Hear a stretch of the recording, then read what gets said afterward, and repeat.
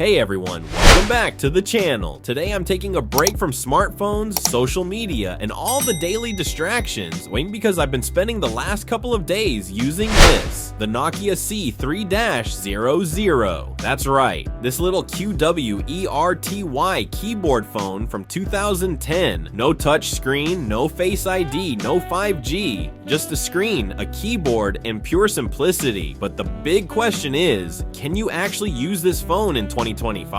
Let's talk about it.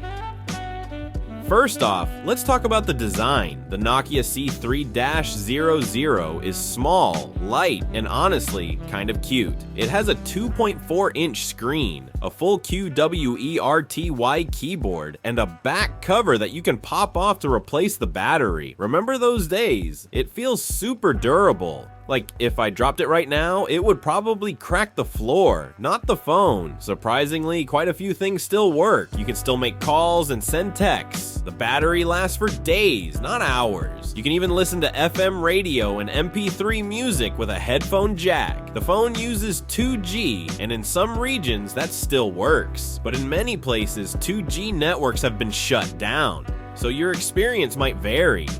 So, what about the internet? Technically, the C3-00 has Wi-Fi and a basic web browser, but let me tell you, trying to load a modern website on this thing is like trying to stream Netflix on a calculator. Pages either take forever to load or don't load at all. And forget about social media. Facebook Lite kind of works, very slowly, but that's about it. There's also a 2-megapixel camera on the back. And yes, it technically takes pictures, but the results? Think early 2000s webcam vibes. Grainy, blurry, and no autofocus. It's more of a memory snapshot than something you'd want to post online, if you could even get it online in the first place. One of the best parts, the battery. This phone can easily last 3 to 4 days on a single charge. That's something no modern smartphone can do, unless you turn everything off and put it in airplane mode forever. So why would anyone use this phone in 2025? Maybe you want a digital detox and to stay offline and focus on real life. Maybe you need a backup phone just for emergencies. Or maybe you're just feeling nostalgic. For texting and calling, it still works. And it's actually kind of nice to not be constantly connected. The Nokia C3-00 isn't practical for most people today,